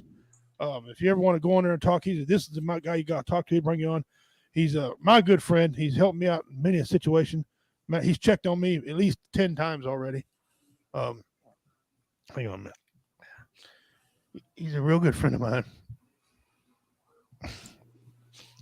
Please welcome Benny. What's going on, fellas? Ma'am, how we doing? Hey, hello there. Hello. What's up, brother? How you doing? Still standing, just like the rest of us, Yeah. And, coming up on the wonderful holiday season, yay. Although Walmart still confused me. I think they want me to decorate my Christmas tree while eating turkey while wearing a Halloween costume. But, it is what it is. Well, we covered that a while ago. Benny, this is Tracy Hopkins. She works with the people after what we do. If we happen to lose people, suicide, she takes care of the family and talks to them, and they can set a privacy in their own home and come on and talk to them. And she's a very lovely lady. She was at Warrior Fest, had a good time. She said, and this is Minnie. He's a real good buddy of ours, Marine. So if that tells you something about him, baseball nut. He absolutely loves baseball. And he loves baseball like I love football. Okay, he's the man. He does sports church and everything with us on there. He's an outstanding guy. I made some moonshine, sent it to him. He drunk it, said it was great. I don't know who it is or not, but he told me it was because he's a good guy. So if you ever need to go on network and spread out, talk to him. He'll bring in his network and get more people. He's that good. I've been talking to him many about the after effects of suicide, and you're a guy that went through some similar issues. Why don't you tell her about your story? So she'll know. Well, I mean, it wasn't directly right off the military. I've been out for a few years and had a typical get married while you're a junior Marine and have that blow up in your face. But a few years after I got out, I got remarried and it was great. She was amazing. And then the Almighty threw us a curveball and she got cancer and she passed away inside of 6 months from diagnosis to her funeral. And yeah, I crumbled horribly. And I crawled inside a bottle and decided one night, the hell with it. So, got my AK-47 out and locked and loaded and getting ready to do the deed. And a Army medic had that I knew who served in Iraq. It was a good friend of mine in town. Sent me a meme. So he knew what was going on and made me laugh and made me cry and made me call him. And he promptly came over. With some more alcohol, however, he did take away all my guns for an extended period of time, which there was no fight whatsoever. Part of the story when he had sent me that meme, I laughed and I cried, and I slammed my AK to the ground, and because I was pretty inebriated and wasn't thinking well, I cooked the round off and went through the bottom of my apartment, out my garage. I didn't see my cats for a week. But I was that close. And since then, I've learned a lot about it, a lot about the after effects. And one of the reasons we do our shows is an avenue for people to let loose, also an avenue to reach out. Because from my understanding, I'm sure that suicide isn't just, it's the song from MASH, suicide is painless. Well, not really. Actually, it's horribly painful and exponentially painful to everyone around. Because the questions come, why didn't I do something? Why didn't I see something? What did I do that caused this? What didn't I do that caused this? And it's horrible. And I've seen it through friends of mine, their families. It's so crushing. Yeah. And so it's really neat to see somebody like yourself out there, on the other side of the end. Zoom. Yeah. Just trying to somehow put the pieces together, if that's even possible. Well, my group has been in existence for 5 years, and I've had hundreds of people come through in that 5 years. It started out face-to-face, and since COVID, it's gone to Zoom, and it's nationwide now. So if people find out about it, it's online on several websites. It's free. They email me or text me, and I send them a link once I verify that they've actually lost someone. And it can be anyone. It can be a parent. It can be your child. It can be a sibling, your friend at work. If you're affected by someone's suicide, you're welcome to join our group. And we support and encourage and lift each other up and cry together and go through the what ifs and comfort each other and just go through it and get through it, because you have to get through it in order to carry that loss with you. Yeah. And I lost my son to suicide in 2013 and attended them. And that's why I do this now for others. I was just about to ask, how does one get into this? Because it seemed like, oh, geez, I need to pass the time. Right. No, I'm actually a realtor by profession. And when Reese died in 2013, like I was telling the guys earlier, I had absolutely no idea what suicide was about or anything. So I went to support groups because I needed someone to tell me I wasn't crazy for the things I was thinking and feeling. And, after 2.5 years of that, I became a facilitator. I was trained to become a facilitator and started this group that I have now. And it's been 5 years that I've been doing this. And trained by the American Foundation for Suicide Prevention, a very reputable organization. And I just keep the group going and people come. I said earlier, I'd like to say I have a party and nobody comes. But I wish I had a party and no one came. But they do find out about it and they do keep coming. So I provide a safe place for them. Outstanding.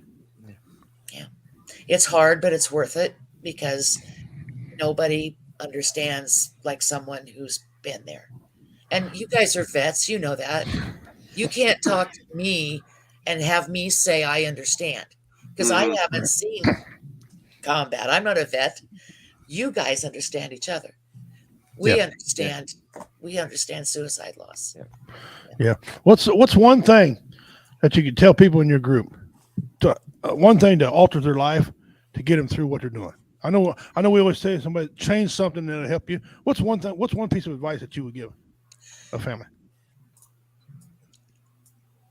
The pain softens and changes, and you can get through this. I promise. It doesn't happen fast, but you can do it. You have two choices. You can join your loved one, or you can figure out how to live without them. Yeah. So. Yeah. Nice. Yeah, I have my daughter's adopted grandmother because my wife's parents and my parents were passed away, and my daughter wasn't very old when my mother passed away, and then on my daughter's first birthday, my wife's mother passed away. Wow. So we were at church one day, and they were having bring your grandmother. You know that the girls were doing something with grandma. Oh, yeah. And my daughter looked up at her mom and says, "I don't have a grandma." And so my wife looked at our daughter and says, "Well, you're just going to have to pick one." And she picked Grandma Dorothy. And I'm heading this direction here in just a minute. Later on in years, we found out that Grandma Dorothy had two sons. One passed away here a few years ago of a heart attack, but her youngest son was a Marine, and he committed suicide. And she's talked to me and Julie and the wife several times about, and she talks about both of her boys that are gone now, but especially the one that committed suicide. And she carried her, and Papa Joe, he just sort of crawled off and just shut it down. You know, he just shut down, didn't talk about it or nothing. But Grandma Dorothy had to talk about it, and then we would listen, and she'd talk more, and I go over and do things to help out, and it'll always eventually come up, you know. But she learned how to deal with it just by finding someone to listen to her when she wanted to talk about Eddie, and you know, and so she never really went to a support group or reached out to anybody. It was usually just church family, but at least she had somebody to talk to. But I was just thinking years back when this happened, if there would have been an organization like this that she could have reached out to, it would have probably been a whole lot. She would have healed quicker. You know what I'm saying? But Yeah, you know, knowing there's that so there many were. people. Yeah, so organizations like yours are an absolute blessing. No, thank you. They are a blessing, and I am so glad that you're on the back side of this program. If there being there to help if there others. has to be a backside to this, I'm glad Yeah, I'm there. I'm glad you're there. Yes, I wish there wasn't a backside at all, Yeah, but that's exactly unfortunately, right. that's not the life and world that we're living in. So Right. there is, unfortunately, a backside to all of this 22 a day. Yeah. And so hopefully one of these days we'll be able to increase more awareness on We're getting there. suicide. And Every it's time getting we do there. It's, something you like know, this. it's you know, the ball has started rolling downhill, and it's picking up momentum. And as soon as there's more awareness, and it's more in the forefront of everybody's mind instead of being shoved to the back of everybody's mind. And I find out a lot of times it's because people don't want to admit that we have certain problems in our society. Like it makes us like we're a weaker society because we have a problem here with this, and we're not. Actually, it's shown that we got strength to reach out and help people in many different ways. Or get the help you need. Yeah, and get the help you need. Yeah, it takes courage to say I need help. Yep. It takes courage to say, help me. You're right. Help me. You're Yeah. A weak person won't seek the help, but a strong person will help me. And we got to get that stigma reversed to where more people can say, help me. Absolutely. A strong person also relies on his family. If you got a good family base, like a good partner, and they mean well for you, and they're trying to help you, a good person will say, you know what, I'm gonna do that. Thank you. Yeah. I did it in 2009. My wife, Minnie met my wife. He loves my wife. My wife said, when he met my wife, he's like, wait a damn minute. She's pretty, and he's like, damn, he's ugly. And he still can't figure out how the hell I landed my wife. He's like, I gotta ask you something, man. You got any money? you got pictures of her and showed her to her dad, or is that how you married her? But yeah, but my wife pushed me in 2009 to go get help, and I thank her for it. And I relied on, I'm a big tough man, but my wife pushed me to go get help. That doesn't make me any weaker of a man. I still bench over 350 pounds. I still have black belt martial arts. I still fought in a cage. I still got the pedigree. But my wife helped me to go to see. Ain't nobody give a crap. And who cares? You care what they think? And that's something she had to play a certain card. Appeal to my manhood to get me to go do it. And so having a good family base. And family is not all blood either. I mean, I look at right here. This is family to me. We're all family here. We can call each other anytime, any day or night. Each one of us has called each other and said, "Man, look, I'm struggling. Well, what's wrong with you, brother? Tell me what's wrong." And they just shut up and let a person talk. Yeah. It's half time. I mean, when I talk, it don't even make no damn sense. But yeah, okay, great. What are you talking about? They won't tell me that, but they're a good family base, and we need that. Dean Cerny, he's a guy you could call up. This guy right here. And he'll listen to you. He looks like Bigfoot. If you see Bigfoot and Dean in the same area, there's no such thing. Dean, he is Bigfoot. And he'll tell you all the time. People put his number on here. That's family, and that's what we need. We need a lot of people like that. Them other jokers, ha ha ha, ha ha ha. Fuck you. I'll say it's my network. I'll say it. You eat a bag of nothing. Shut up. And so, Minnie's did it. Devil Ducks Bennett did it. You've heard so many stories. You could write a book of what you've heard, Tracy. I promise you. I could write a book of what I've seen, although it might not be PG. But, someone asked me when I was going to write a book, and I can't because everything I hear is confidential. Yeah. I could tell. Exactly. I could tell the stories, but I couldn't go into a lot of detail, and the book would have to. It would be a work in progress because I'm not finished yet. It's been 9 years since I lost Reese, but I'm not finished with the group yet. So it would. Right there, see that right there? Yeah. That's a fan. That's a fan. He has no network affiliation. He watches all kinds of networks, comments, and everything. He says, "Call me, send me a minute, whatever." He really don't sleep. He is awake all the time. You got to catch him when he's not in Facebook jail, though. That guy's in Facebook jail. He's got 3 accounts, and I still ain't learned them all. Which one? I think he's got like 12 of them. Yeah, he might have 12 accounts. I don't know about that guy, but we love Dean on there. I love all our viewers. The guys will go back and watch us later on. Tracy Hopkins is with us today, guys. If you've got any questions, read what DJ wrote about Demo's son. If you got any questions for her, hit her up. Talk to her. I gave you the address a while ago how to get over her phone number, how to get over her. Good lady. She's taking up the fight.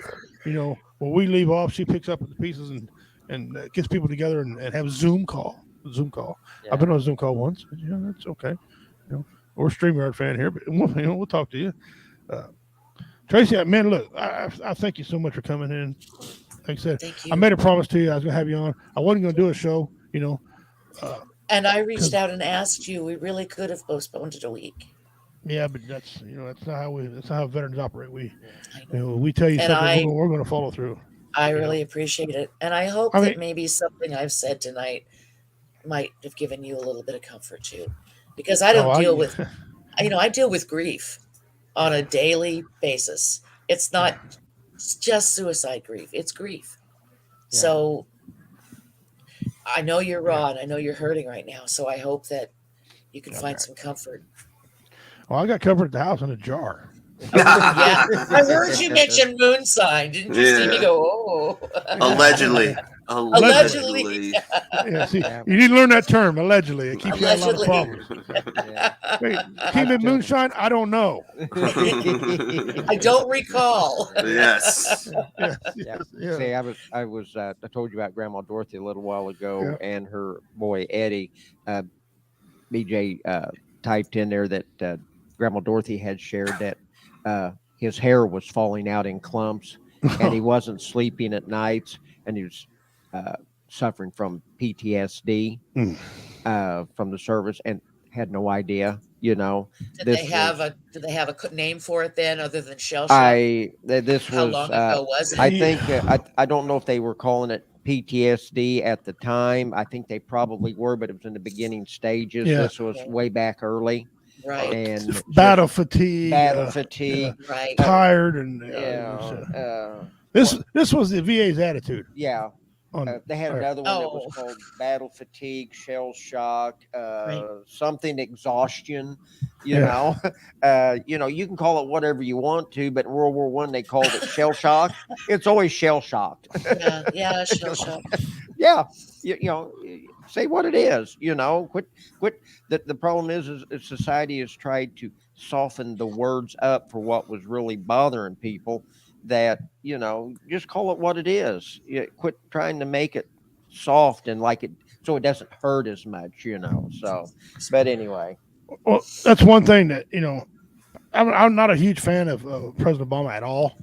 But one of the things he did do is he made him open the books on PTSD, take another look at it. Take another look at it. And, yeah. And then start giving it some serious thought. That he did. And they did that and thank him for that, at least, because he made him start taking, because usually you go to VA for you got a PTSD, they throw it off like whatever. Yeah. It doesn't exist. Yeah. I wasn't a fan of Obama either. And but people still don't know about PTSD. There's so much about the brain, so many avenues, you know, they don't understand. And if you got PTSD and bipolar, you're in trouble because they don't know how to diagnose you right. They don't know how to treat it. And so they do a lot of things. But thank you for that. And thank President Trump for allowing people, if you couldn't get treatment in VA, to allow you to go to civilian and get treated. That's one of the greatest things he's ever did. He was one of the ones. He was the torch that put us on community care. Yeah, when he ran for office, he said the VA sucks and they're backlogged and they need help. Yeah, and he made them get civilian things. And that's one thing I'm glad that he did on that was made us have the opportunity to get help with civilian work. Because I'm a 60-60, like you are. You're 60-60. That means I'm 60 miles or 60 minutes from the VA hospital. So I'm allowed to get care from the civilian world. Yeah. A lot of veterans don't, and that's because of Trump. Thank you very much. Thank you very much. He's the one that did that. So Eddie died in '92. So that's okay. Yeah, that's 30 years ago. 30 years ago, he's been gone. 30 years. Wow, that's crazy. Wow. So so that's where we're at. So. Ladies and gentlemen, Tracy, what a lovely woman. Yeah. What a great guest you've been. Oh, man. Thank you for being here. You've honored me. You've honored W Entertainment Network. You've honored my brother over at BRS and back with veterans just coming on here. You've honored us for being on here. We appreciate what you do. You said that you appreciate what we do with our comedy and conscience and everything. But damn it, we appreciate what you do because you take up the other end of the spectrum. And a lot of people don't know. There was people when you left Warrior Fest that didn't know you existed. Right. Didn't know what to do, and I told them, well, they should have come over and talked to you, right? And told them about me several times. Yeah, I was over beating my gums with you, big fat redneck up there talking about you. I mean, what the hell do you think I was talking about? And so, and they took a lot of your leaflets they had because I thieved some of your leaflets and I was passing them out. So that's a good theft, absolutely. That's why I have them. And we hand them out. And so I don't know if they'll contact you. A lot of people, say they're going to do something they don't.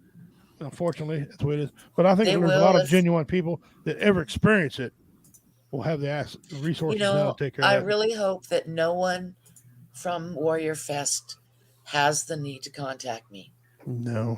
Yeah. Okay. I hope that no one I met this weekend has the need to contact me. Yeah. But if you do, guys, if you do, it's Tracy Hope Group KC, Tracy Hope Group KC at gmail.com. You can set it at your couch. You don't have to go nowhere. You sit there at your couch. You talk to people online through Zoom. People who won't judge you, who listen to you, who's been through some of the same similar situations, and know And the you right don't have words to say. talk. You can just listen. Yeah, listening. And sometimes listening and relating to someone else takes away your pain. So, guys, I wholeheartedly endorse what's going on here. So take it from me. If you give a shit at all about my opinion, I endorse her. She's a great lady. I brought her to Warrior Fest. I wouldn't have did that, just because it's her, because her name's Tracy. But I appreciate what she does. Hope. What a good word, man. Hope. And everybody needs that. And change. If you're not happy with something, my advice for you: change something. Change one thing in your life. To keep you from putting that gun in your head or laying down. Do you know one of the worst ways to commit suicide is getting popularity is getting run over by a train? That's how my son and I don't mean this mean when I say this, but you know how much discipline you got to have, how determined you got to have to lay on a freaking train track and not get up, because the natural human reaction is to get up out of the way. To lay there and let a train run over you. How far gone are you by that point? That's how Reese died. It's sad. Just letting a train. I had a cousin who didn't want to face her life. She was having an affair on her husband, and she didn't want to face it. And she quit the affair, but she didn't want to face the shame, and she drove right into a train. She didn't lay down on the track, but she laid. And I read that's increasing. Man, how bad do you got to be to have a train? It's like I said, it's a dark place. Reese didn't lay down. He stood. Well, but he fought the urge, because natural. He wants to move. That's a natural thing to beat that back and to stand there. Yeah, he stood and just waited 4 or 5 seconds. They said he was ready to go. That's bad. I mean, my heart just bleeds for the guys on that train. Yeah, the crew. Because James, that's something that they'll live with forever. It is. But yes, overriding your self-preservation instinct to do that is a dark place to be in. It is, and that makes me very sad for my son. And you're right. You're right. It is rising in popularity. It's a very. I don't like that word, but that's a way to describe it. It's a very permanent way. Yeah. Oh yeah. There's no. Very few people survive that. Like a gun, misfire or something, or a knife might be the wrong end. The train, there's no second chance. That's wow. Yeah. Wow. Yeah. And Dean Cerny, he loves trains. He collects trains, and it's his passion. And he'll tell you, that's just what a way to go. What a way to go. I'm always fearful my wife's going to poison me one day. My bulldog ass. So. But a train. I sit at the table and I give the dogs a little taste. Yeah. If him and his wife get in a fight, he'll let the dog taste the food before he eats it. Yeah. I gotta. This is what your wife believes in you. This right here. We tried to reach out to the man who died in this pursuit. They were unavailable for comment. Micah, back to you. Well, she's threatened to poison me a couple times. I don't know. My wife looked at me one day and got real quiet. Right. Yeah. We was in an argument. I tell this on stage as a joke, but it's actually a true story. We got in an argument. I was right. She thought she was right. Turns out she was right all along, right? But we for 4 days we didn't talk. We'd slide by each other. We wouldn't have a conversation at all. We were that mad. One day she cooked some food, okay, and she brought it to me. She was, "Here, baby, you look hungry." I'm thinking, you know what? That's right. She's admitting she's wrong. Thank you. I'm going to eat this food. But she sat down right next to me, okay. And every time I get her to take a bite, she go, "What are you? Where the hell?" I tried another bite. She's like, "Stop! What's wrong with you?" She goes, "You look real tired. You need a long nap. A long nap." Okay. And she's got a soft voice, and Minnie knows what I'm talking about, right? She's like, "A long nap, my ass." So I went to eat one more time, and she's like, I got up and said, "Nope. Nuh-uh." I put the plate on the counter. I said, "Nuh-uh. Hell no." Because I remembered she likes ID channel. Women who snap. Killer women. Locked up abroad. Okay. I mean, hell no. She psyched you out. I eat when you eat. Okay. She walked up and ate the whole damn plate of food. Good for her. Turns out she was right all along. That's great. That's great. I don't know, 29 years and I still think I can win an argument, and I'm never going to win one. So I don't know. Someday I'll learn to just shut up. Hey, I don't know when. I've won 2 arguments with my wife. I won 2. One of them I don't know how. That's because she said you could. Well, I guess so. Yeah. One of them I don't know how I won it. I was like, I won. Yeah, damn right. Another one I was right all along. But other than that, I fake it. But I think. what did I say? I think the last time I won an argument, I think we had to chisel it in stone because they hadn't Write it down. have ink and Write it paper down. yet. Take a snapshot of it on your phone. Document. Yeah. It's in hieroglyphics or something like that. I don't know. Yeah. Well, in my ancestor, we'd write on a freaking cave somewhere. Guys, we're here with Tracy Hopkins. Okay. Minnie joined us. Thank you, Minnie, for coming in, brother. Man, I love you to death. Devil Doc, he's here. Commander, of course, he's here. I don't know how much longer he's about to leave. I don't know. I'm getting the hell out of the way from you guys. You guys are silly. We just been having a good time talking about things, trying to make light of a situation that needs to be brought to the light. Yeah. Okay, and so the families deal with it. I told you about my neighbor who shot himself. His boys, they didn't have anything to help them. Yeah. They had a standard counselor, but I don't think their counselor really understood the effects of what suicide was. And so his sons grew up rough. They were getting in trouble with the law. I mean, as men, we had to take a responsibility to help train these boys, about things. And they did a little bit. And his wife, his widow, she learned a little bit and kind of helped out. But it was a long, hard process that they didn't need to suffer from if they would have known about organizations to do what Tracy does here. So again, we can't thank you enough to kind of take up where we leave off and kind of do take up. We obviously wasn't successful if you got to come in, and I'm okay with that.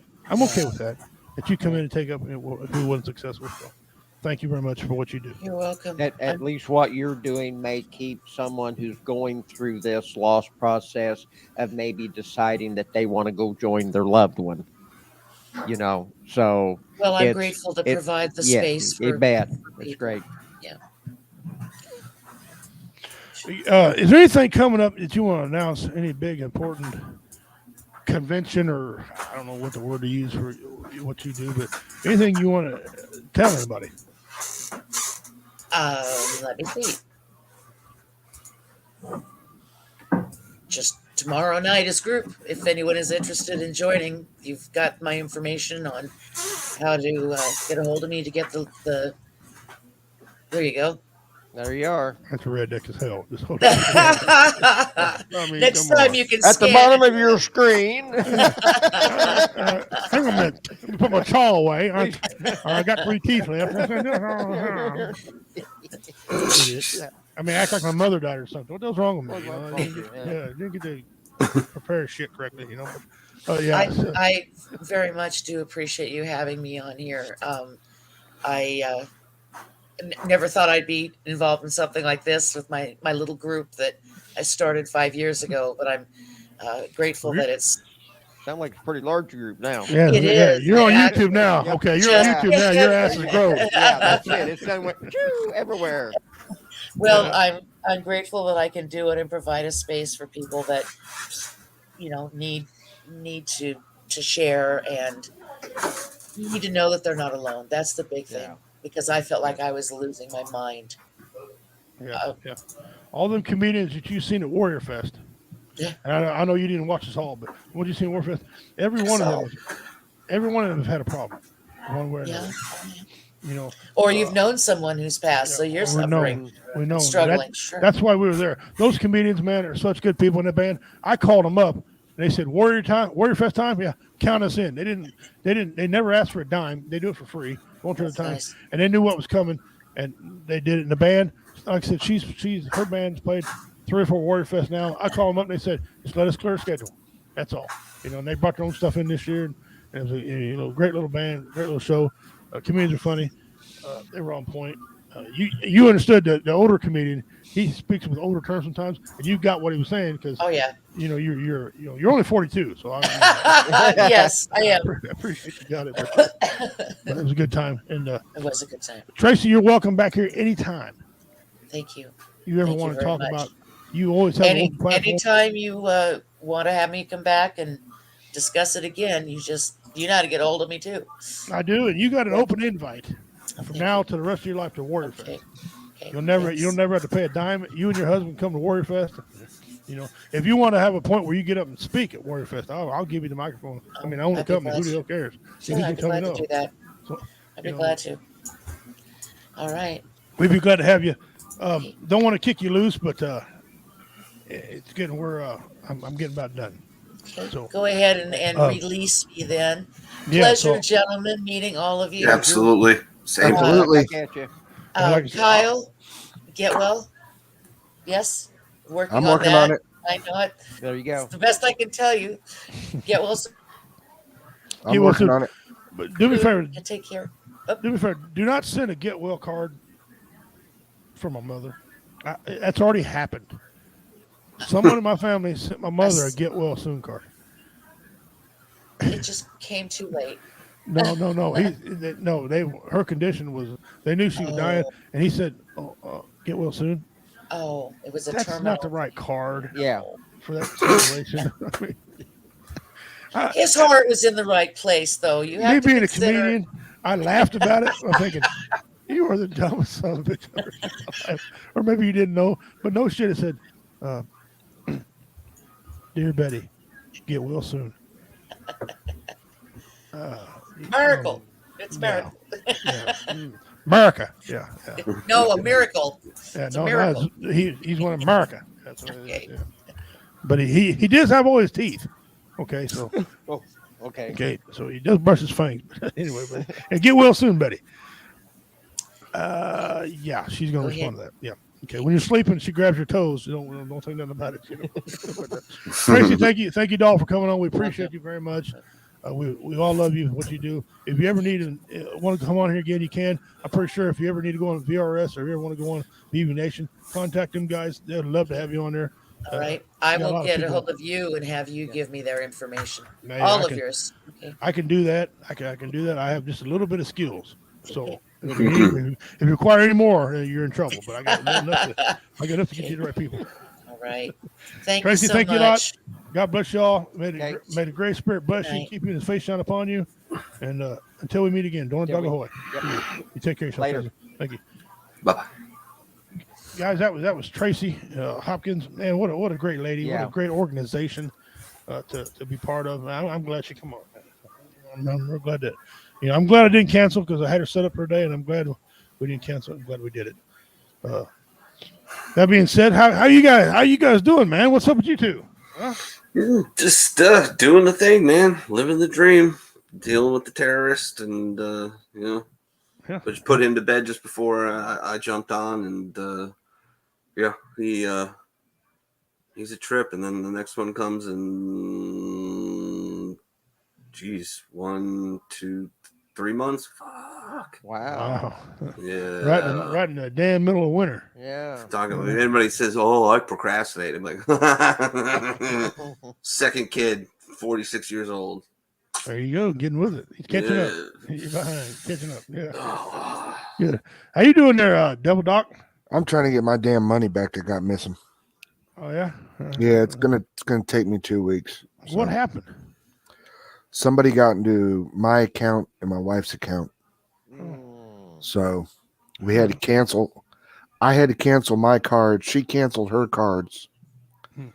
And they're in the process for mine because I had more money taken out than she did. Mm-hmm. They're trying to find out where it was actually taken out from, and they're going to press charges. Wow. Oh, wow. When did this happen? Saturday morning. Wow, the day of Warrior Fest. Yeah. Yeah. Wow. We were going to go to the airport and pay for our tickets and fly out. be there. Yeah. Yep. Yeah. Shelly went online with her debit card and she went to order a T-shirt. She found a shirt that I liked and she was going to order it, right? It come up as an escort service. She's like, "What the hell is this about? Escort? I do all the stripping around here, you know." Well, come up fraudulent activity. So the bank automatically shut her card down. So everything she ordered after that day, which was 15 damn transactions, they canceled that automatically and then tried to charge for that. So we had to go to the bank and filter through 6 pages of crap Wow. Before we found out it was a escort service fake thing. The number said no longer disconnected, no longer service, and all that shit. So she had to get another card herself to get that took care of. Yeah. Had to go back and call them people and say, no, we're not fraudulent. We're not deadbeats. We're going to pay you. So I had to give all the new, it was a bunch of crap. And the weed store didn't have her proper number, so she couldn't get her weed right. That big old deal. My ears hurt from that transaction because I had to hear about it. I've never got stung that. The worst I got stung was for a couple hundred. And it was, and I still to this day don't know how it happened. It was gas stations around Cleveland, Ohio. Yeah. I've never been to Cleveland, Ohio. What they do when they get it, when you buy something online, they get your number. They hit you one time for a minimum of something. This is tested, right? Yeah. And we went through 4 credit cards now. While buying online, being switched. We sitting there in Hamilton, Missouri, right? It got an alert on our phone. Some lady called and said, "Are you guys in Arizona buying gravel?" Yes, we are. Gravel? No, we need some gravel. You gonna sell some? We need some for our road. But I know a great sand guy, by the way. Just saying. Yeah, and she says, "Well, this is kind of pretty gravel. It's 2 inches thick. It's red, purple, green."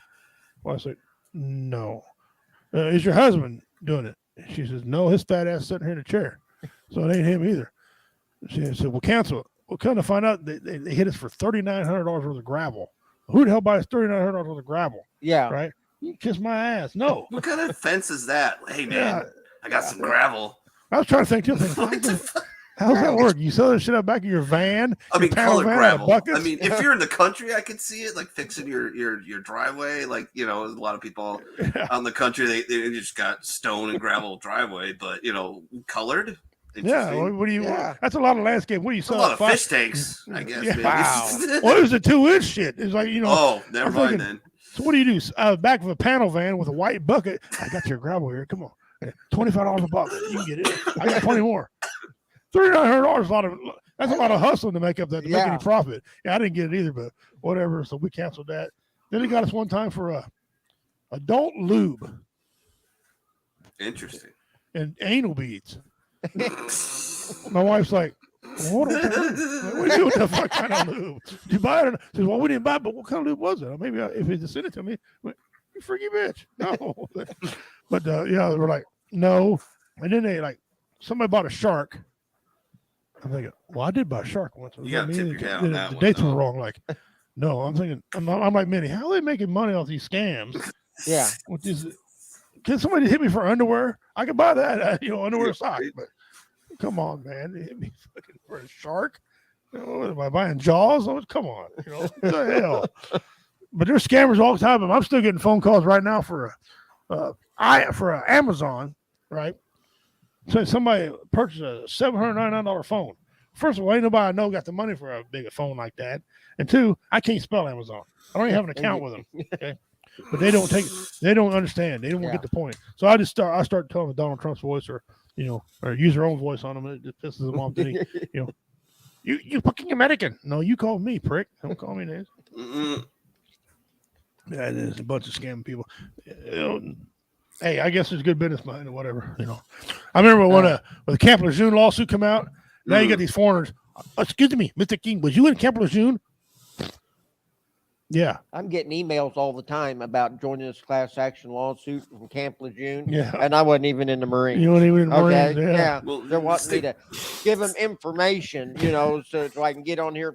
And of course, since they're posing to be attorneys representing in a class action lawsuit, they need a retainer fee. Yeah. See, that's the racket. Yeah. It's a racket. Yeah. I don't think so. Yeah, if you get enough retainer fees out of people, that shit adds up. Yeah. I know Marines are stupid, but goddamn, they ain't dumb. I mean, come on, I'm a paratrooper, and I know enough since I've never in Camp Lejeune. Yeah. They throwed me out of an airplane. Well, they didn't throw me. We deliberately walked out of them, but I told myself I was in Camp Lejeune. He said, oh, great. You was in Camp Lejeune. I said, yeah, but hold on. I already know where you're going with this. I was there in 92. I wasn't there in 88. But the water was still the same. Oh, it tastes like shit. You're right. It tasted bad. Okay. But I'm not sure it was toxic. But yeah. I said, how y'all doing this anyway? Are you working for the military? Are you private? Are we private entity? I bet you are. You ain't getting, I like when can I get your social security number? No. No. You sure? Yes. I'm sure. No, get the fuck out of here. No, I'm gonna give you none. But we're down to the last part of the show, guys. Yep. I just want to say to everybody, since I'm on a 24-hour Facebook freaking ban because my wife she's on a dog site asking about dogs. How do you get a freaking ban from if you're on a site that talks about dogs? She asked about the wrong dog. Yeah. I guess. Whatever. I don't know. Anyway, so they'll be over here a little bit, but again, I appreciate everybody with all the well wishes. This is a process that was going to happen. We all knew it was coming. I didn't need all the drama with it, but anyway, that happened. Nothing I can do about it. But it's for you don't know. Monday morning, between 2:30 and 3:00 a.m., my mother went to ride the white pony. She left. She crossed the pond, and she went on to bigger and better things. And my sister called me at 6:30 and broke the news. I knew it when it happened when she called me because my sister never called me in her life for anything. So I knew when she called me, it was coming. I said, oh, Mom just died. She was like, really? I said, yep. And then she told me, my sister did. So anyway, appreciate you guys. Thank you very much for being patient with me. Thank you for joining me on the show tonight. I was contemplating not having it, but yeah, I don't quit. I like to push through things and do it. And I asked my friends and Minnie and Devil Doc and the Commander to come on and join me, and they did. Thank you guys for coming on, and thank you for carrying the show when I wasn't able to. Man, thank you very much for that, brother. That's why we're here. I got your 6. Thank you, Devil Doc. Minnie, you always know, man. You got my thanks and everything. Tomorrow's visitation. One of the funerals is Thursday. Then we have like another one because she got some family that's elderly and can't move, so we got one more closer to our area. Come up on Saturday. I'm going to try to make sports church again, but it depends upon my mental status on Sunday to come on there. But anyway, all the viewers, guys, thank you all so very much. My mother and we had a strained relationship, but she was impressed and loved what I did. Her proudest moment in life was when I joined the Marine Corps because, she knew that if her son joined the Marine Corps, he had to be one tough son of a bitch. That's what she was always taught. Did she make it to the Thursday before graduation? When did she freak out and come sprinting when they got dismissed? My mom did that. 5'1" Irish Catholic lady, hated me joining the Marine Corps. She's I can't believe you're my only son, and boom! As soon as they said dismissed. And we broke formation. Here comes that little 5'1" I'm like, holy cow! Yeah, my mother at that time. Quick. My mother at that time was a rotund woman. She was like 250 pounds, and she's only like 5'1", 5'2", right, with a bad leg. And she come waddling up. She looked like a drunk penguin. She come walking up to me, very proud. But when she met the drill instructors, they said, "Who's your son?" And the girls was like, oh. Has he ever been arrested? She's like, yes, you know him. Like, is there something wrong with him? Was he dropped? And she was just back and forth laughing, and that was one of her proudest deals. Another proud deal was the time when I was in St. Joe, Missouri, and 10,000 people come to hear my comedy, and she was one of them. And damn it, she never lived that down. She just tells everybody, my son is very funny, and if you don't laugh, he'll beat your ass because he's a Marine. He's a big guy. And that was, one of the proudest moments of her life. And she in her own way, her and I had a good relationship in her own way. And she's gone now. And now another chapter of my life begins with my sisters and what to do there. So, but anyway, thank you guys very much for being patient. I'll keep you informed of how things going on. I appreciate it. One quick story before I go. I went hunting opening morning, deer season, and shot a nice 8-point buck. He wasn't nothing to brag about, but he was a good sized deer. And my brother, we have a bet between us. Whoever shoots the deer, we get to stay and hunt. The loser gets the track. Okay, so he had to take the track of shame.